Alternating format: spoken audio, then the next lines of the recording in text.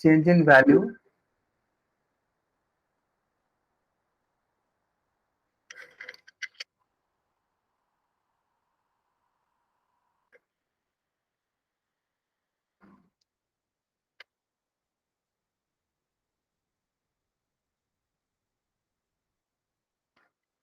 Change in value between 2003 2004 कितने change होंगे? क्या दिया है? 2003 2004, 15 और 25। देखो 15 है, 25 है, तो कितना हो जाएगा हमारा? 15 -25 by 25 into 100% is equal to, ये कैंसिल आउट हो जाएगा, 4 हो जाएगा, -10 इंटू 4 इज इक्वल टू -40%, मतलब क्या डिक्रीज हो गया। और अगर चेंज इन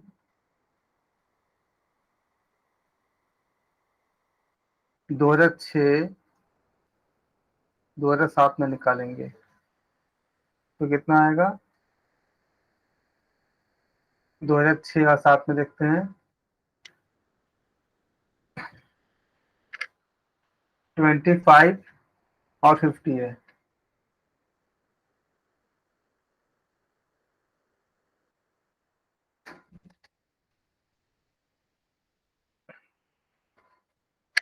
तो 25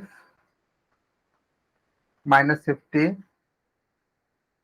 बाई 50 इंटू 100%, कितना हो जाएंगे इसका?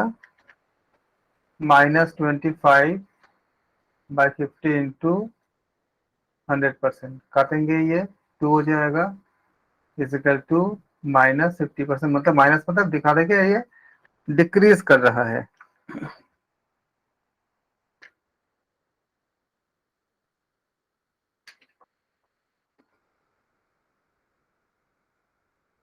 अगर पूरा निकालेंगे इसका, in which year the value of engineering goods decreased by 50% compared to the previous years। तो वैल्यूज निकालते हैं इसका,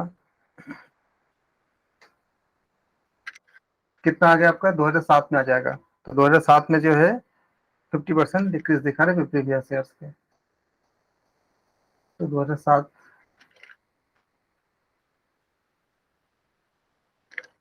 ऑप्शन बी हो जाएगा करेक्ट आंसर।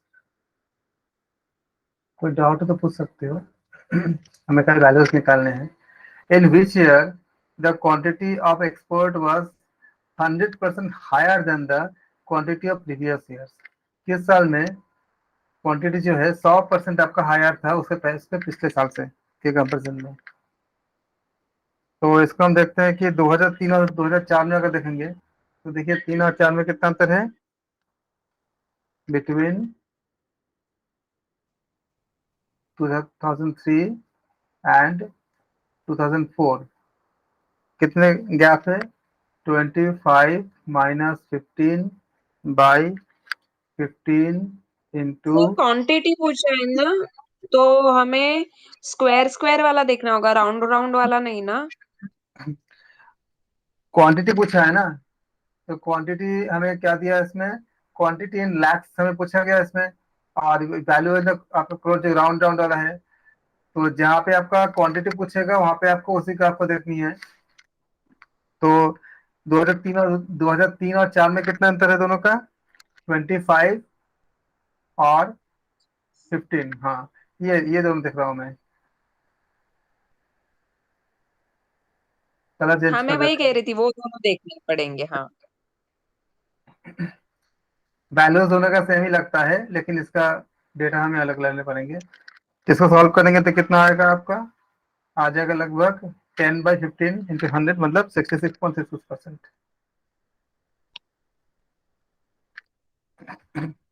इसे कैसे निकालो आप? 2004 और 5 के अंदर निकालो तो कितना आएगा? change in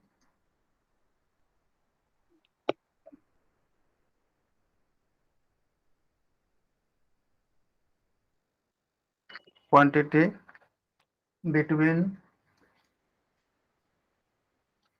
2004 and 2005 कितना आ जाएगा? वैल्यूज रखते हैं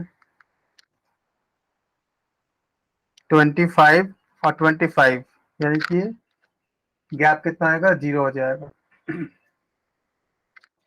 तो 25 minus 25 by 25 into 100% is equal to क्या होगा? 0%, यानी कोई अंतर नहीं पड़ेगा। अब हम निकालते हैं change in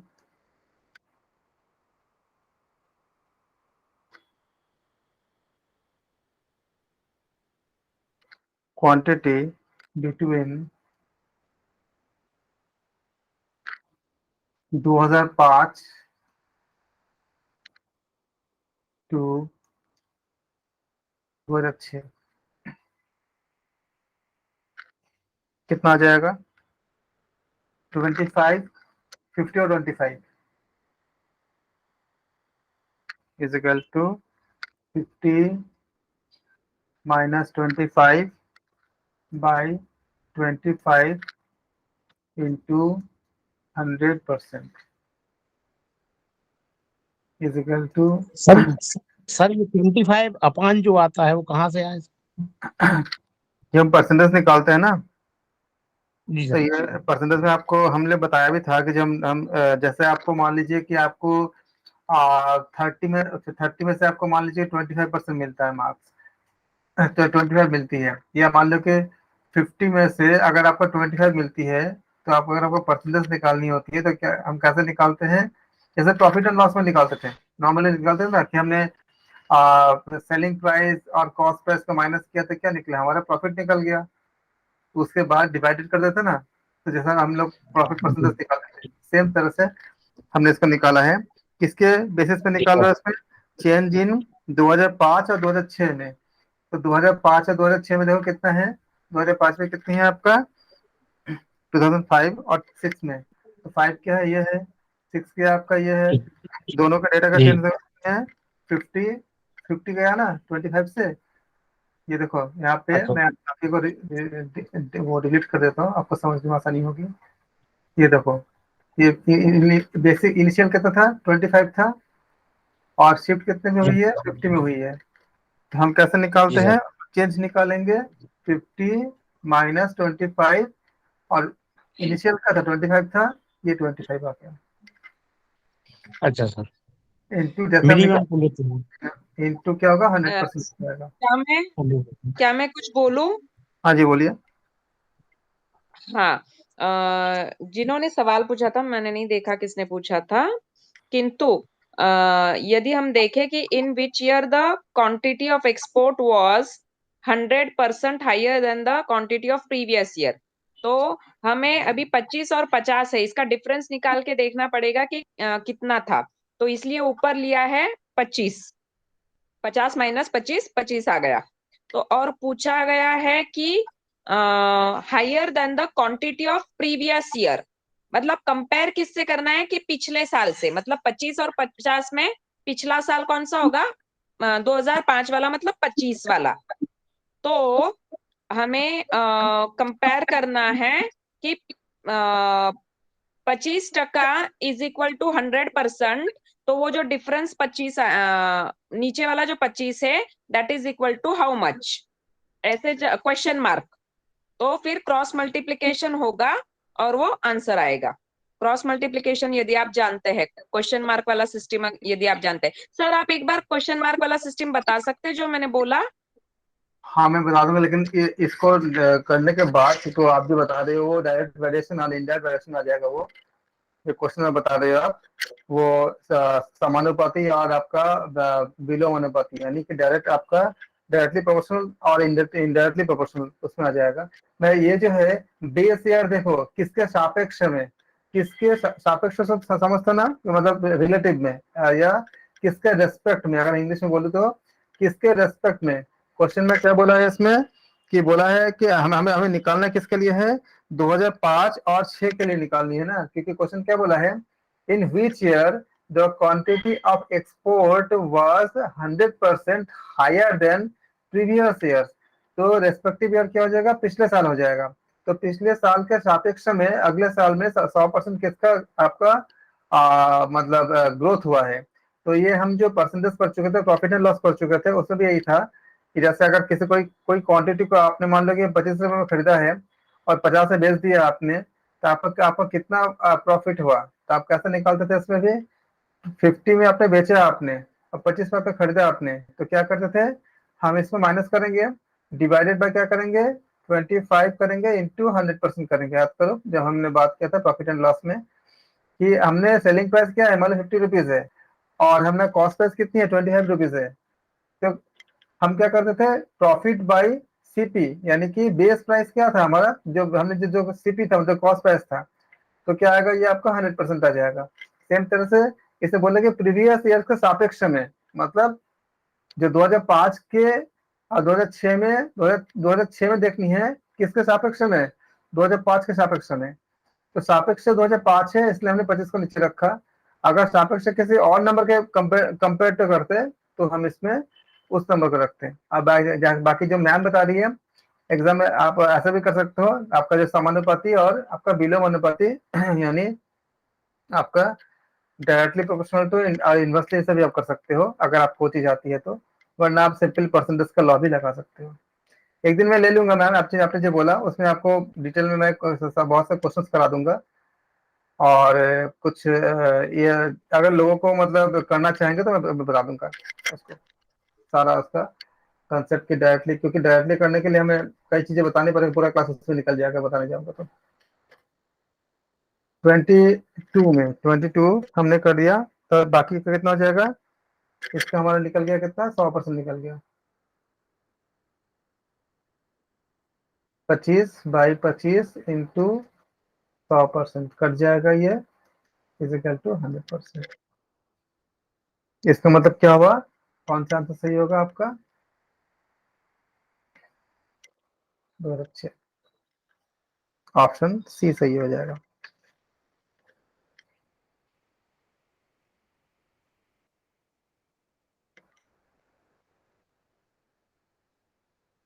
Which of the four data have more depressions?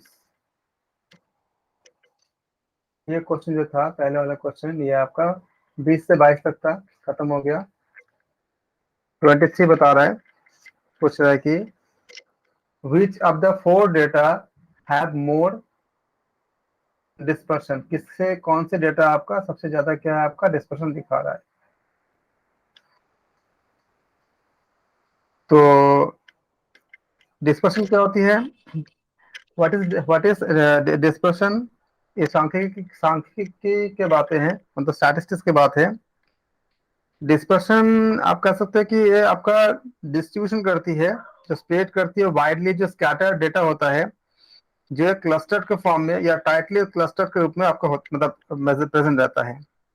तो ये जो आपका जो हम कह सकते हैं कि the spread of the data और spread of a data set can be described by a range of किस रेंज तक, मतलब कहां से कहां तक, मतलब हम कह सकते हैं किसको कि डिस्क्रिप्टिव स्टैटिस्टिक्स कह सकते हैं इसको, इंक्लूडिंग वेरिएंस। वेरिएंस आप जानती हो, अगर वेरिएंस अगर नहीं जानते हो तो पहले आपको पढ़ने होंगे वेरिएंस, स्टैंडर्ड डेविएशन, इसके बारे में हम बात कर चुके थे थोड़ा सा। स्टैंडर्ड डेविएशन क्या होती है, 9-10 के बुक में मिलेगा आपको, ये बहुत विस्तार से मिलेगा, उसके फॉर्मूलाज ये होते हैं। 96 ये अच्छा सॉरी, हाँ बताइए मैं बताइए। वर्टिकल देख रही थी, मैं वर्टिकल देख रही थी। नहीं नहीं तो आपको अगर वेरिएंस, डिस्पर्शन, स्टैंडर्ड डेविएशन इनको अगर पढ़ने हैं तो 9-10 का जो बुक है उसमें मिलेगा।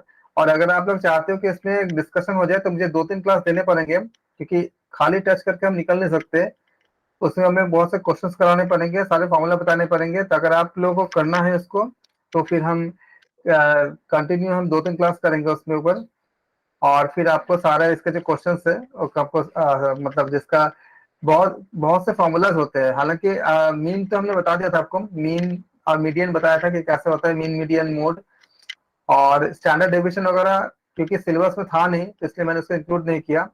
उसके स्क्वायर रूट में कई तरह के फॉर्मूलाज होती है, लंबे लंबे होते हैं, और काफी उसके जो आपका टेबल वगैरह बनाने में समय लगता है, तो उतना तो आप 1 मिनट तक नहीं कर पाओगे, इसलिए और इनके आपके सिलेबस में मेंशन भी नहीं है, तो उसमें हम डी निकालते है क्या इसका हैं। आंसर? हाँ, डी है क्या इसका आंसर? बिल्कुल सही आंसर है। कैसे निकाला आपने? सही है क्या? हाँ बिल्कुल सही है। तो आप कैसे बताती निकाला हूँ। आपने? हाँ, जैसे मैं भूल गई थी, थोड़ा थोड़ा याद आ रहा था, लेकिन जब आपने हम्म बोला कि डिस्पर्शन कुछ बोल रहे थे आप, तो मुझे लगा हम्म कि अभी इनमें से डिफरेंस निकालना है। तो हम्म मतलब एक हॉरिजॉन्टल लाइन पे यदि मैं 88, 89, 90, 91, 92 लेती हूँ, तो हम्म 88 और 92 के बीच में 4 डिजिट्स मतलब 4 नंबर आएंगे। हम्म यदि मैं जीरो और माइनस, ये जो बी वाली लाइन है वो लेती हूँ, तो उसमें हम्म सबसे आगे राइट हैंड साइड पे 1 आएगा, लेफ्ट हैंड साइड पे -2 आएगा, तो उनके बीच में डिफरेंस आएगा 1+2, हम्म है ना? हम्म तो वो जीरो, कम हो गया। 5, जीरो, 8, -2, -8।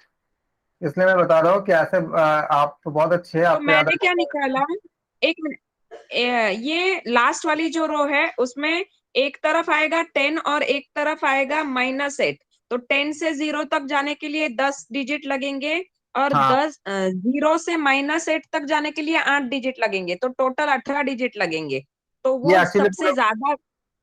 हाँ स्टैंडर्ड डेविएशन से पूरा है आपका जो, इसमें आपका जो वेरिएंस, स्टैंडर्ड डेविएशन और आपका inter quarter, inter quartile range जो होती है उसके अकॉर्डिंग है। बिल्कुल सही बता रहे हैं आप, बताओ। हाँ, तो फिर सबसे ज्यादा जो डिस्पर्शन है वो मुझे डी में दिखा 18, बाकी इसमें 4, 2, 3 ऐसे कम कम दिखा। हाँ, तो अगर आप इसको देखोगे, डेटा डिस्ट्रीब्यूशन, डिस्पर्शन मतलब डेटा कितना डिस्ट्रीब्यूट हुआ है, मतलब फैल रहा है। हाँ डिस्पर्शन का मतलब जब इसको निकालने के लिए आपको करने पड़ेंगे, आपको जो एसडी होता है ना, स्टैंडर्ड डेविएशन से पढ़ते हो आप। स्टैंडर्ड डेविएशन ये करता है कि आपको कितनी ज्यादा मात्रा में आपका जो है डेविएट हो सकता है कोई डेटा, और डिस्पर्शन ये कहता है कि कितना स्प्रेड हो सकता है, कितना आपका फैलाव हो सकता है, कितना वाइडली आप स्कैटर कर सकते हो। जैसे मान लो कि हमने कहा कि कोई किसी इलेक्शन में कोई पर्टिकुलर पॉलिटिकल पार्टी कितनी आपका मतलब वोट पा सकता है, तो हम जिसको ले रहे हैं ABCD, अगर 5 पॉलिटिकल पार्टी ले रहे हैं, तो हमने जो डेटा लिया वो कितना स्प्रेड हो सकता है। मतलब मान लो कि किसी ने बोला कि मैंने एक को सपोर्ट किया, किसी को, लेकिन हम तो वहां पे अगर 1 लाख पॉपुलेशन है तो 1 लाख के साथ साथ हम बात कर नहीं रहे हैं। हम बात करेंगे क्या, कुछ ही लोगों के साथ बात करेंगे। तो अगर मान लो कि हमने 5,000 लोगों से बात किया, 95,000 लोगों से हमने बात नहीं किया, तो हमने जो 5,000 लोगों से बात करके जो डिसीजन निकाला है वो बातें, और सबके अगर मैं 1 लाख लोगों के एक्चुअल जो रिजल्ट है ये अगर देखेंगे तो कितना फैलाव है, कितना आपका जो डेटा, अगर हम मैक्सिमम अगर एक्यूरेसी में अगर हमें 5% एरर से अगर निकलती है तो वो टाइटली आपका, इसी को बोलते हैं हम लोग कि काफी ये टाइट है, ये पूरा मतलब आपका जो है काफी डेंस है पूरा। लेकिन अगर इसी को निकालने के लिए हम क्या करते हैं, हम स्टैंडर्ड डेविएशन, इंटर इंटर क्वार्टिलाइन जो रेंज होती है, ये सब चीज देखते हैं कि 4-4 हिस्से में डिवाइड कर देते हैं। उसके बाद डिस्पर्शन हम देखते हैं कि 0 से 5, 5 से 8, 8 से 10, 10 -2, तो कितने ज्यादा आपका कितने इसमें डी में सबसे दिखती है, इसलिए करेक्ट होगा। अगर इसको बहुत डेप्थ पढ़नी है, किसी को गहराई से पढ़नी है, तो फिर आप 9-10 से बुक से पढ़ सकते हो, अगर खुद पढ़ना चाहो और चाहते हो कि इसके ऊपर कुछ बात करने के लिए तो बात कर सकते हैं, लेकिन सिलेबस में था नहीं आपके ज्यादा स्टैटिस्टिक्स के बारे में, जो है वो थ्योरी है, मतलब न्यूमेरिकल बहुत ज्यादा नहीं है। तो आप इसको चाहो तो आप इसको पढ़ सकते हो, और बोलो तो इसको हम लोग डिस्कस कर सकते हैं। Study the following graph and answer the question. ये आपको दिखा रहा है, जो ब्लैक है वो हॉस्पिटल एक्स दिखा रहा है, और जो बबल है व्हाइट बबल, मतलब जो व्हाइट में है वो आपका हॉस्पिटल वाई दिखा रहा है। 2001, 2, 3, 4, 5, 6 में आपका ग्राफ दिखा रहा है इसमें, और इसके बेसिस पे कुछ क्वेश्चंस पूछे गए हैं कि in which year total number of patients registered in the hospital X and hospital Y was the maximum. ये तो बहुत आसान है, ग्राफ देखिए पता चल रही है। कौन सा ऑप्शन सही होगा? आप देखो ग्राफ का पीक में कहाँ गई है, 2005 में गई है एक जगह पे, और किस में गई है, 2005 में 12,000 गई है।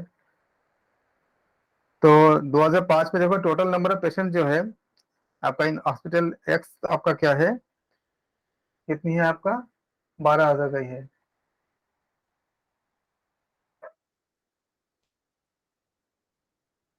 And hospital Y was the maximum. तो ऑप्शन कौन से होंगे, 2003, 4, 5, 6?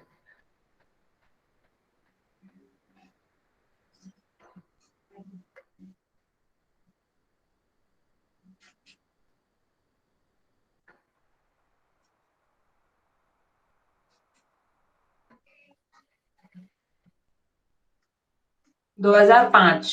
एग्जैक्टली। तो सी ऑप्शन सही होगा। What is the maximum dispersion in the registration of patients in two hospital in a year? तो कौन सा सही होगा आपका, इसमें देखो कितना। 2005 ही आएगा ना? हाँ 2005 सही है। मेरा आवाज आ रही है? जी आ रही है। Okay. In which year the dispersion of the registration of the patient of two hospital in a year? तो किस साल में आपका जो है मैक्सिमम था? तो मैक्सिमम डिस्पर्शन क्या होगा रजिस्ट्रेशन के लिए, पेशेंट के लिए, 2005 में, जो करीब कितनी है आपका, 8,000 के आसपास है। तो क्या हो जाएगा आपका, ऑप्शन ए सही हो जाएगा। In which year? यहाँ पे देखिए डिस्पर्शन तो 2001 में दोनों में कितना डिफरेंस है, बबल सर्कल, व्हाइट सर्कल और ब्लैक सर्कल में 8,000 माइनस 6,000, 2,000 का डिफरेंस है। 2002 में वही डिफरेंस 10,000 और 4,000 का माइनस करे तो 6,000 आता है। लेकिन 2005 का यदि करे तो 12,000 माइनस 4,000 जो कि 8,000। तो सबसे ज्यादा जो फैलाव है वो 8,000 है, वो 2005 में है। 5 में है, इसलिए हमारा ऑप्शन ए सही हो जाएगा। In which year there was maximum decrease in registration of patient Y in hospital X? तो किस साल में होगा इसमें? आप देखते हो कि 2006 में, ग्राफ में देखो मैक्सिमम डिक्रीज कितनी है रजिस्ट्रेशन में, तो आपका पेशेंट एक्स में कितनी है, लगभग लगभग 10,000 है। तो हमारा ऑप्शन क्या हो जाएगा, डी सही हो जाएगा।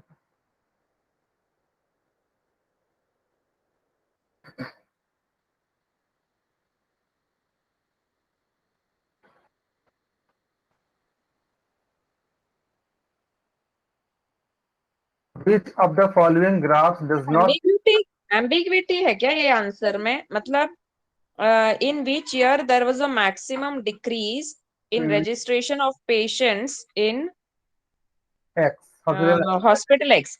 यदि हॉस्पिटल एक्स हम देखे, अच्छा अच्छा सॉरी एक्स, मैं बबल वाला देख रही थी, व्हाइट वाला देख रही थी, sorry. Which of the following graph does not represent the regular, मतलब periodic behavior of the variable t? तो इस ग्राफ में, ये थोड़ा सा साइंस से संबंधित क्वेश्चन था, 2009 में पूछा गया था। ये ग्राफ जो है ये साइंस आप लोगों में जो भी साइंस के स्टूडेंट है जानते होंगे, साइन कॉस जानते होंगे। अगर जो ऐसे 10 तक तो आप लोग पढ़े ही होंगे, 10 तक ट्रिग्नोमेट्री था ही। अगर f x equal to sine x है तो आप जानते हो कि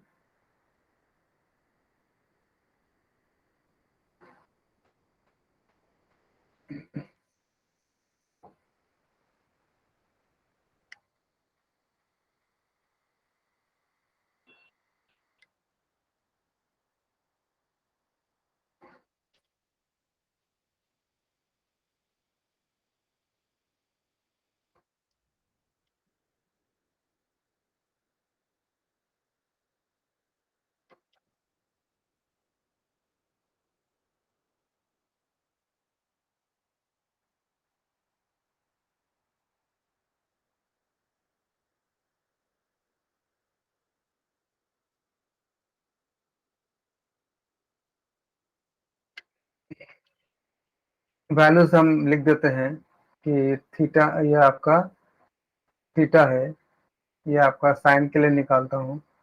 तो 0 डिग्री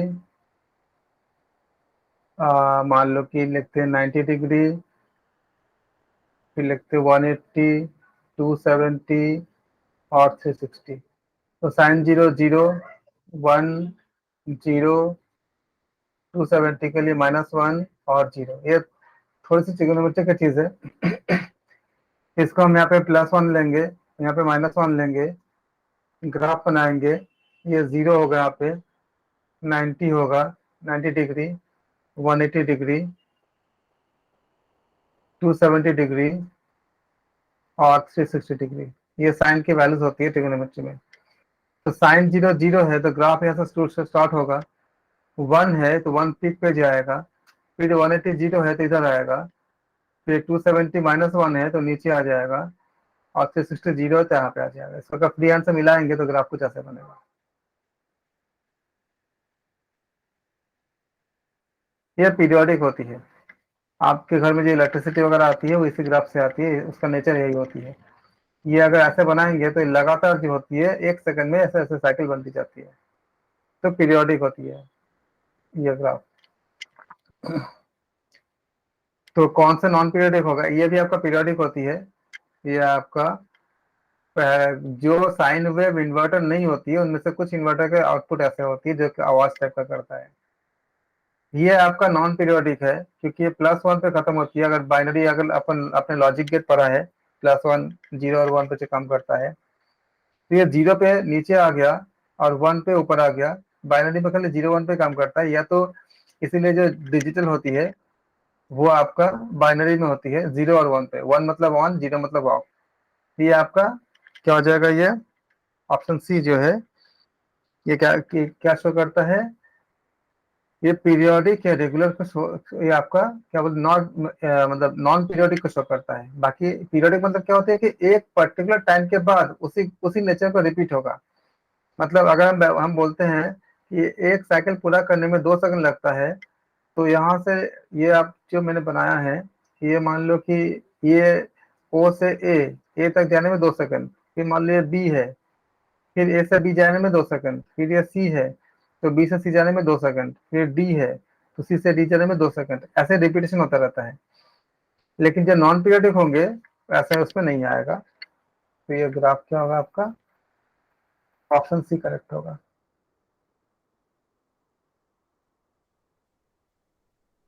27 हो गया, 28।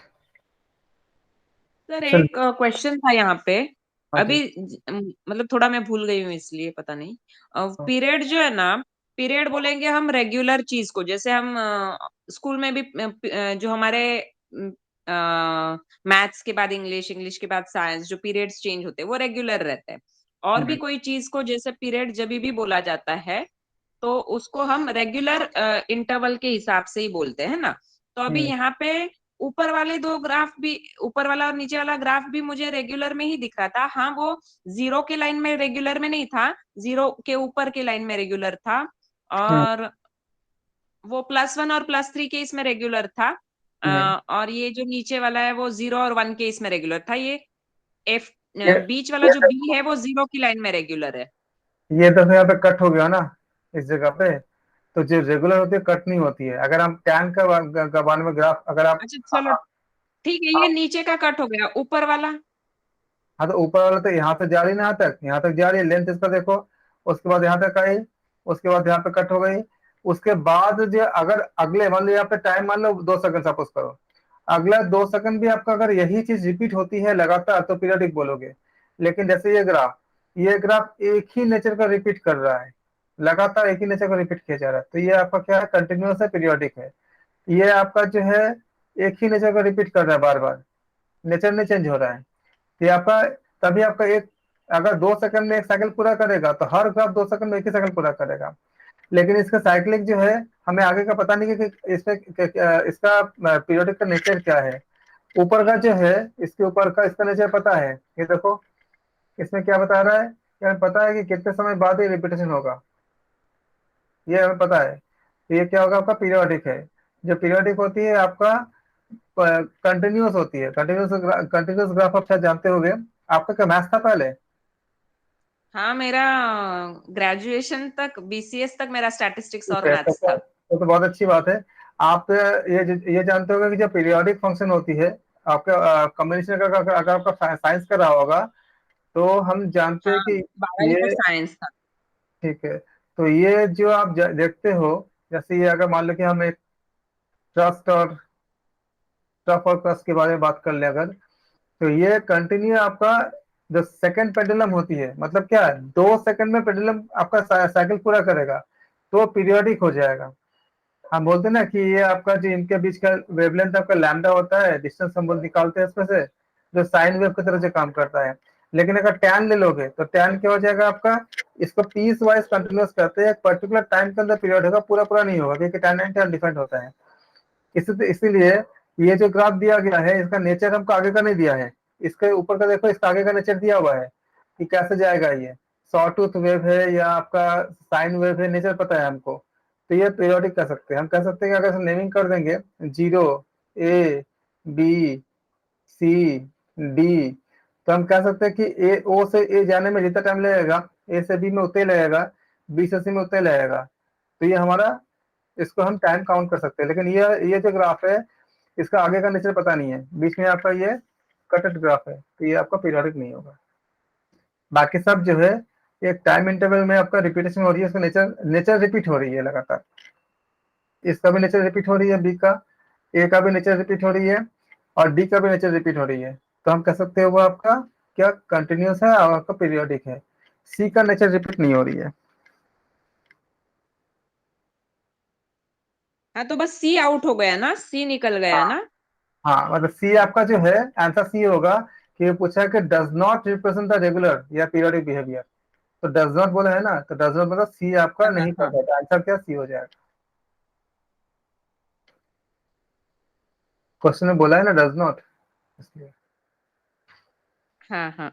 ये देखो।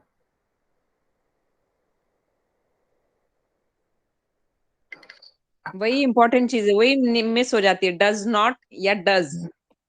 वो वही तो होता है, इसी को तो आप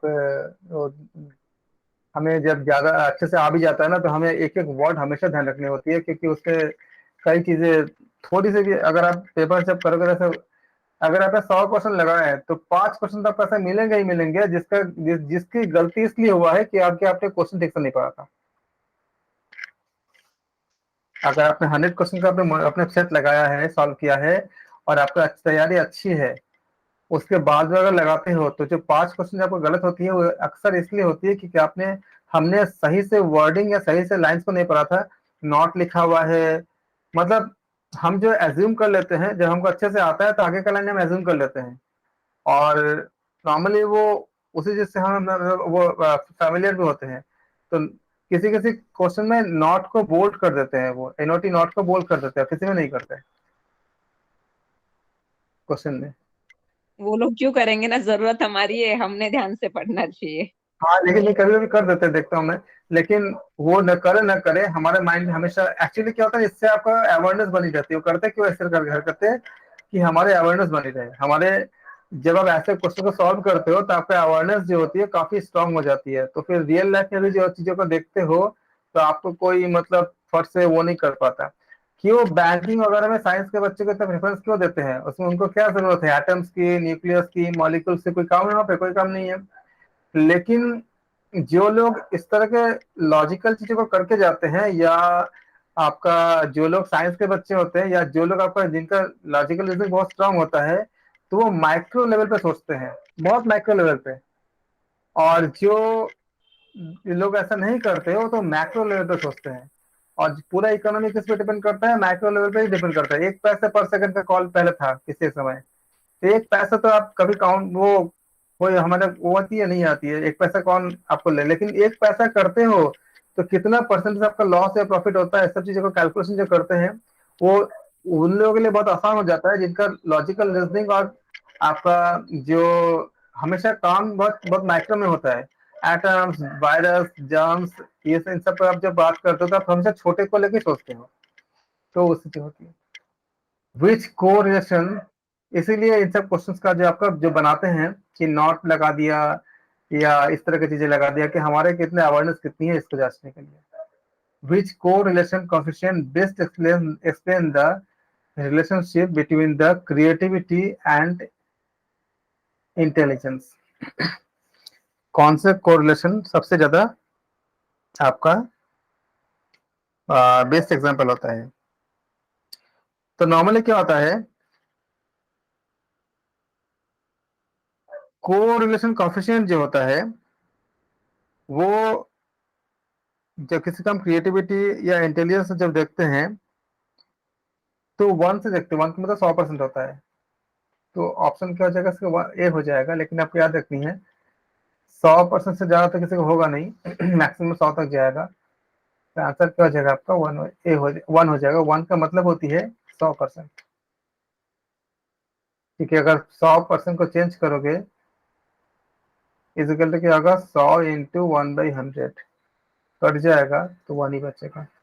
इसलिए 1 का मतलब क्या होती है, 100% होती है।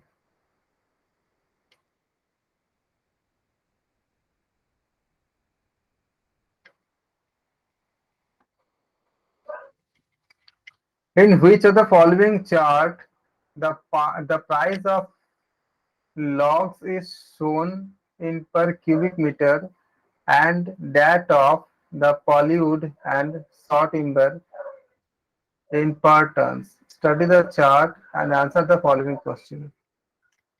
Which product shows maximum profit, maximum percent increase in price over the period?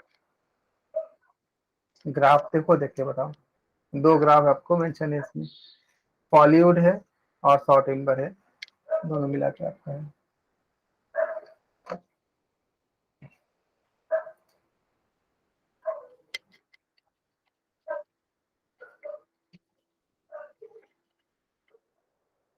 Which product shows the maximum percentage increase in the price over the period? 2010 का क्वेश्चन है, ज्यादा पुराने भी नहीं है।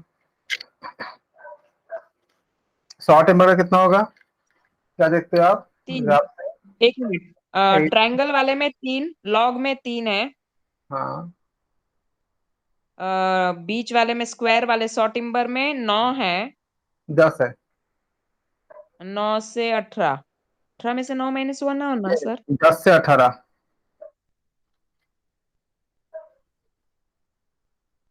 9 की तरह ऊपर है ना, उसको उसको उसको 9 क्या है क्या? करेंगे? नहीं, 9 9 नहीं होगा, 9 से थोड़ा सा ग्राफ आपको ऐसा दिख रहा है, 10 है वो। अच्छा ठीक है। हाँ फिर तो भी तीनों में कंपेयर करें तो वही भी ज्यादा है। हाँ, सॉ टिम्बर अगर निकालेंगे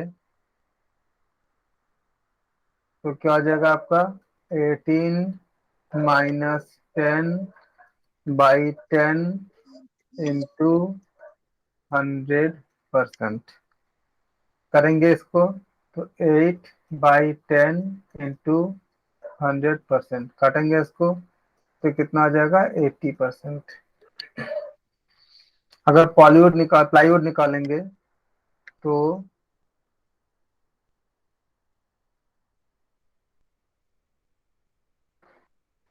प्लाईवुड का निकालते हैं तो प्लाईवुड का कितना हो जाएगा आपका 7 और 3, तो 7 minus 3/3 into 100% is equal to 4/3 into 100% is equal to 133.33%। Log का निकालेंगे, लॉग का कितना होगा 21 और 18, तो लॉग निकालेंगे 21 minus 18/18 into 100% is equal to 3/18 into 100%। काटेंगे इसको 6 और 1 is equal to 16.66%। तो हम क्या देखते हैं पॉलीवुड का कितना आपका मैक्सिमम परसेंटेज दिखती है, क्योंकि वो 133 था यहाँ पे। तो हमारा ऑप्शन क्या हो जाएगा, आंसर क्या हो जाएगा हमारा, बी हो जाएगा। किसी को डाउट तो नहीं है, क्लियर है, आसान आसान है। फिर क्या पूछा है, what is the maximum percentage increase the price per cubic sir meter of. Plywood, हाँ एक्सक्यूज जी, मी सर, प्लाईवुड क्यों मार्क किया है? आंसर 100 टिम्बर था ना? नहीं, सॉर्टिंग विच क्या पूछा है ना, which product shows maximum percentage increase in the price over the period. तो हमने क्या क्या पाया, हमने किसका इंक्रीज किया सबसे ज्यादा, सॉ टिम्बर का 80% आया, और प्लाईवुड का क्या 7 और 3 का अंतर था, तो कितना आया 7 by right 3, right right right. 133% आया, और इसका कितना आया 16% आया। तो सबसे ज्यादा किसका आया है, प्लाईवुड का आया है। तो आंसर क्या हो जाएगा आपका, प्लाईवुड हो जाएगा। What is the maximum percentage increase per price per cubic meter of log? Option A 6, option B 12, 18 और 20। तो हम क्या देखते हैं, मैक्सिमम ग्राफ देखें, ग्राफ से देखिए, maximum percentage increase in the price per cubic metre पर पर क्यूबिक मीटर लॉग के लिए क्या है आपका, 2003 और 2000 किसमें, 2004 में कितने हैं, 21 और 18 है, अभी निकाला था हमने। तो कितना आया था इसका 16.66%, जिसका करीब का आंसर कौन है, ऑप्शन सी है, जो हमने अभी निकाला था हमने इसका 21 माइनस 18/18, तो 16.66%, जिसका नियरेस्ट आंसर जो मैच करता है वो कितना 18 है। एग्जैक्ट आंसर आपका 16.66 आएगा।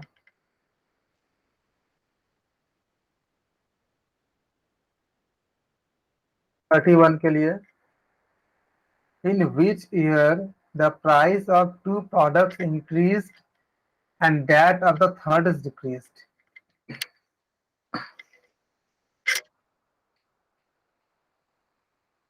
क्या देखते हो, ग्राफ में देखो, 2002 में प्राइस ऑफ लॉग क्या करता है, प्राइस ऑफ लॉग और सॉ टिम्बर क्या हो रही है, इंक्रीज हो रही है, और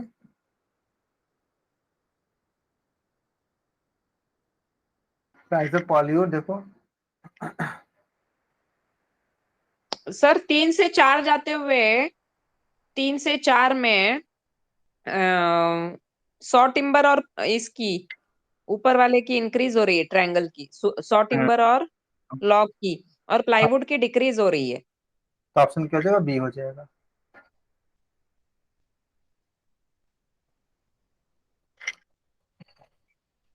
सर 2003-4 दिख रहा है ना, लेकिन वो मुझे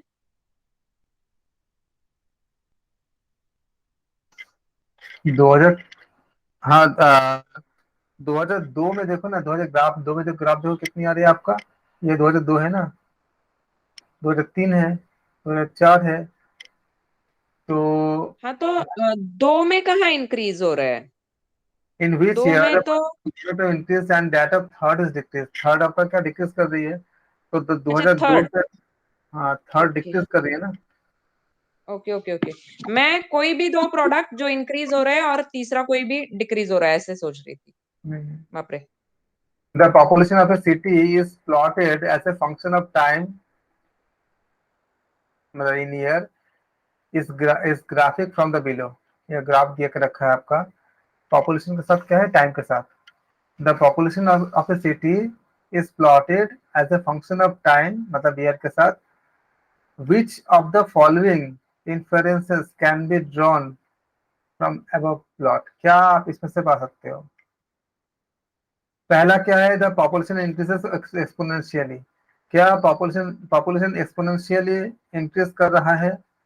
the population increases parabolic fashion, क्या ये पैराबोल, मैं बता देता हूँ, पैराबोलिक वो होती है जितने भी क्वाड्रेटिक इक्वेशन से पैराबोलिक होती है, जिसमें द्विघात समीकरण जो होती है, यानी क्वाड्रेटिक इक्वेशन जो होती है सब पैराबोलिक होती है।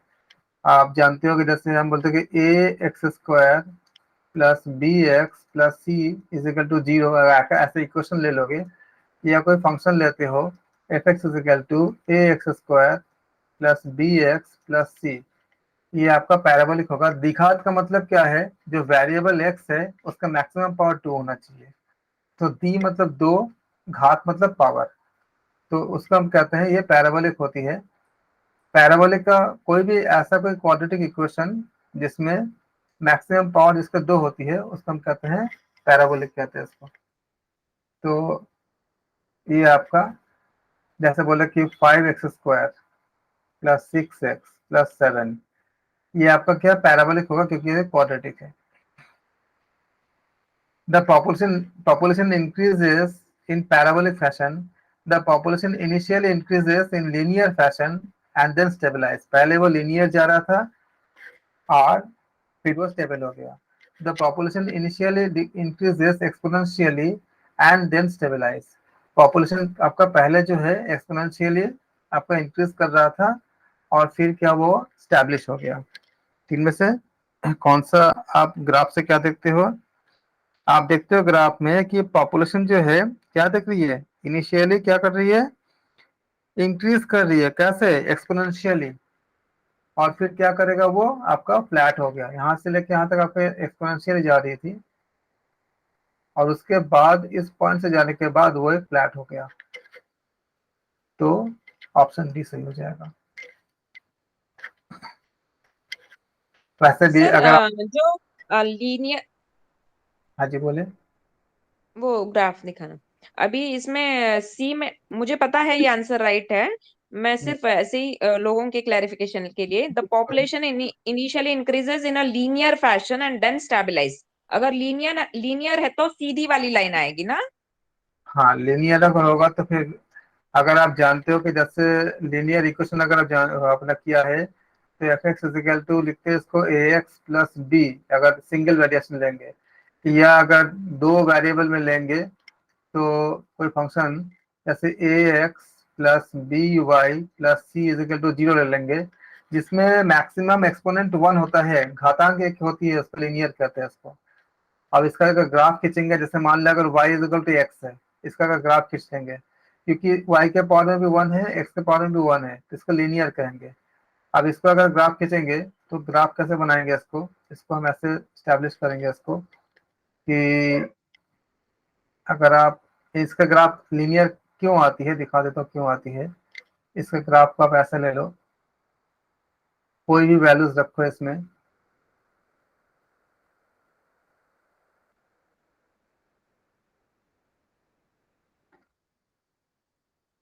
ये सब कंटेंट लोगों को समझ में तभी आएगा जो खुद को इस लेवल को, मतलब बेसिक लेवल की चीज पढ़ गए। ऐसे एक दो चीजें बताने से आएगा नहीं ज्यादा, लेकिन मैं बता देता हूँ। एक्स और वाई है, तो अगर मान लो कि वाई इजिकल टू एक्स कोई फंक्शन है, लीनियर क्यों है, क्योंकि पावर में 1 है, घात में 1 है, इसको घातांक कहते हैं। तो अगर एक्स इजिकल टू 1 करो, वाई भी 1 आता है, 2 कर दो इसको तो वाई भी क्या 2 आ जाएगा, वाई भी 2 आ जाएगा। -1 करो ये भी -1 आ जाएगा, 0 करो ये भी 0 आ जाएगा, -2 करो ये भी -2 आ जाएगा। ऐसे आपको वैल्यूज निकल गई। इसमें आप कोऑर्डिनेट निकालोगे तो 1,1, 2,2, 3,3, 0,0, और ऐसे बहुत से जितने भी आप निकाल सकते हो, -2, -2।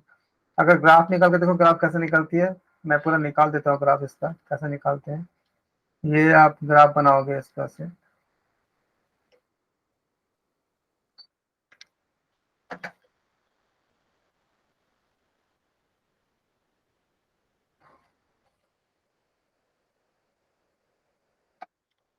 तो ग्राफ अगर करते हैं इसका,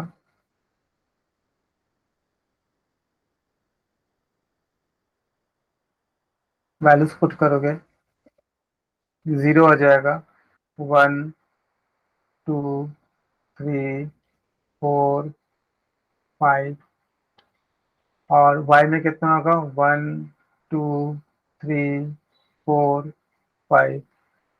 y में नेगेटिव लोगे तो -1, -1, -2, -3, और एक्स में नेगेटिव लोगे तो -1 -2 -3 -4 ऐसे आपका वैल्यूज आएंगे। तो 1 2 3 4 5 1 2 3 4 तो ये -1 लीनियर ग्राफ फर्स्ट क्वाड्रेंट आएगा ना? इसमें। हाँ, क्या बोला आपने? फर्स्ट क्वाड्रेंट में आएगा ना ये ग्राफ? जरूरी नहीं है, वो तो नीचे भी आ सकता है। फर्स्ट में तब आएगा ये आपका अगर मॉडुलस होती है, या अगर आपका स्लोप अगर पॉजिटिव होती है तभी फर्स्ट में आएगा, वरना आपको किसी में भी जा सकता है। अपना जो फिलहाल डेटा है उस हिसाब से। यहाँ जो डेटा है इसमें है, हाँ इसमें जो डेटा नहीं है नहीं उसका नहीं तो नहीं, हिसाब आपने से। जो लिया है, आपने जो लिया है 112233 क्या लिया है ये आपने?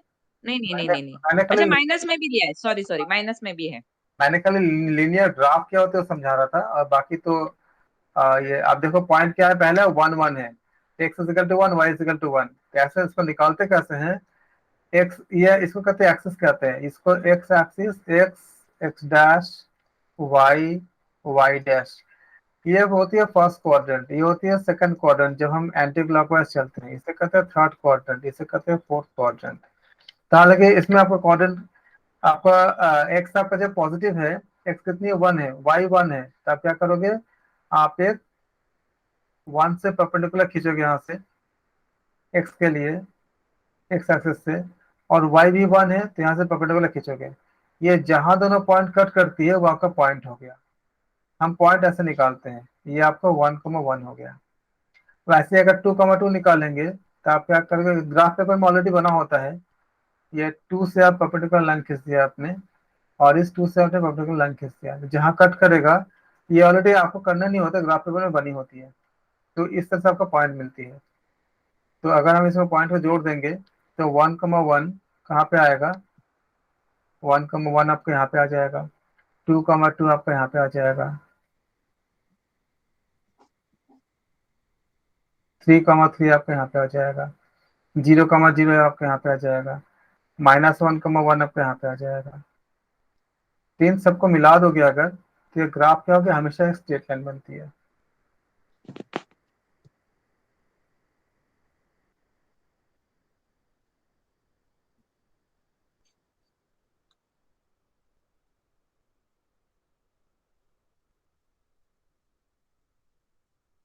तो ऐसा कोई भी लीनियर इक्वेशन होगा तो ग्राफ स्ट्रेट बनेगा। तो स्ट्रेट लाइन यहाँ पे आप क्या देखते हो कि पहले आपका कर्व है, ये आपका जो कर्व है स्ट्रेट नहीं है, पहला कर्व है, और उसके बाद में आपका वो फ्लैट होता जा रहा है। तो क्या होगा, एक्सपोनेंशियली, इसको कहते हैं एक्सपोनेंशियल कहते हैं। इसका भी ग्राफ का नेचर होती है, अगर आप, लेकिन मैं जाऊंगा नहीं उसमें, बहुत लंबी हो जाएगी।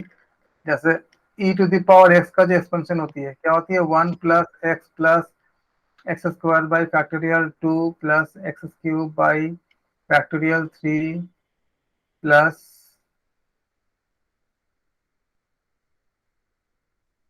x⁴ बाई फैक्टोरियल 4, ऐसे चलती रहती है। अब इसी को अगर आप ग्राफ खींचोगे इसका, तो e⁻1 के लिए क्या हो जाएगा, e⁻1 इजिकल टू, आपको यही चीज आ जाएगी जो दिया गया नेचर। e⁻1 इजिकल टू क्या होगा, 1 + 1 square by factorial 2 plus 1³ by factorial 3। आपको याद आ रहा है इस ग्राफ के बारे में, पहले पढ़ा होगा आपने। मैम, आपका नाम मुझे भूल गया। जी जी जी जी जी। आपको याद आ रही है इसका जो एक्सपेंशन, जब आपने कभी पढ़ा, जब आपने पहले किया होगा, e⁻x का जो एक्सपेंशन है, यही था ना। जी जी तो ये एक्सपेंशन जब आप जब ग्राफ बनाते हो, लेकिन इस लेवल पे हमें हम बताने की जरूरत नहीं है यहाँ पे इतनी ज्यादा, ऐसे आप पूछ मतलब बात करते हुए बता रहे हैं इसमें। इसके अगर आपको देखते हो t का वैल्यू क्या होती है, ऐसे आती थी। आप जब इसको वैल्यूज को पुट करोगे तो ग्राफ का नेचर क्या था, ऐसा था ना, इस तरह के एक्सपोनेंशियली जी e⁻x का जी जो जी ग्राफ है, क्या है, याद आ रहा है, बहुत पहले पढ़ा होगा आपने। जी जी। 2001 और 2 में पढ़ा था कंप्यूटर साइंस में। हाँ, तो ये आपका जो है, नहीं इसके अलावा भी आप पढ़े होगे, अगर आपने मैथमेटिक्स किया होगा, आपने अपने बायनोमियल थ्योरम के पहले बाद में पढ़ा ना, एक्सपोनेंशियल सीरीज। तो 11 12 का भी होगा शायद, 11 12 में। हाँ, बायनोमियल थ्योरम के बाद जो आपको था एक्सपोनेंशियल सीरीज था, लॉग सीरीज था, लॉगर आपका एक्सपेंशन ऑफ लॉगरिथम था, उसमें था तो ये सब चीजें। तो आपके लिए आसान भी हो जाएगा वो सब चीजें समझने में। तो क्या होगा, आपका ऑप्शन डी सही हो जाएगा। ठीक है, हम यहाँ तक रखते हैं आज ऑप्शन ये 31 तक। अगर कुछ बाहर की बात हम मतलब जैसे हम डिस्कस करने जाते हैं तो हमारा क्वेश्चन थोड़ा कम हो जाता है, इसलिए मैं ज़्यादा जाता नहीं हूँ। लेकिन जाने से बहुत फायदा भी होता है, कई चीज़ें सामने आ जाती है, कई चीज़ें हमें डिस्कशन में काम आता है। अगर लोग पढ़ के आएंगे तो बाकी लोग हमारे बातों को समझ पाएंगे, हम बोल क्या रहे हैं उनको अच्छा लगेगा। और क्योंकि आपको समझने के लिए भी थोड़ी सी बेसिक आपको होना चाहिए, तभी आप समझ पाओगे। जैसे हमने बोला क्वाड्रेटिक, तो क्वाड्रेटिक में मैंने बोलते हो तो आपने बता दिया कि क्वाड्रेटिक आपको पैराबोलिक होती है। अभी एक्चुअली पैराबोलिक होती कैसे है, इसको हम परफेक्ट स्क्वायर में चेंज करते हैं। और जैसे ये फंक्शन, इसको फंक्शन में हम परफेक्ट स्क्वायर में चेंज करते हैं। कैसे करते हैं, a x plus b of whole square लगाते हैं इसको, a x plus b of whole square plus c के फॉर्म में कन्वर्ट करते हैं। इसके लिए क्या करते हैं, एक्स के कोफिशिएंट के आधे का स्क्वायर को ऐड करते हैं और सब्सट्रैक्ट करते हैं, फिर ये परफेक्ट स्क्वायर में चेंज होती है, तब उसके बाद जाके आपका पैराबोलिक बनती है। लेकिन ये सब इतने सारे बातें अगर हम यहाँ पे डिस्कस करने जाएंगे तो हमारा ना तो ये खत्म होगा ना वो खत्म होगा। इसलिए अगर आप पढ़ के आओगे उसके बाद अगर आपके बातों में डिस्कस करेंगे तो बहुत अच्छा लगेगा। आप मुझसे कितनी ही चीजें डिस्कस कर सकते हो, चाहे कितने भी आपको मतलब कोई भी टॉपिक लेकर कर सकते हो। लेकिन अगर मैंने बताया भी आपको कि इसको आप परफेक्ट स्क्वायर में चेंज करोगे, अगर आपको ये पता नहीं है कि परफेक्ट स्क्वायर क्या होती है, तो फिर आपके लिए डिस्कशन ज्यादा काम की नहीं होगी। इसलिए खुद पढ़ के आने से इन सबका फायदा भी है कि हम डिस्कस करें, तब आप उसको समझ पाओ।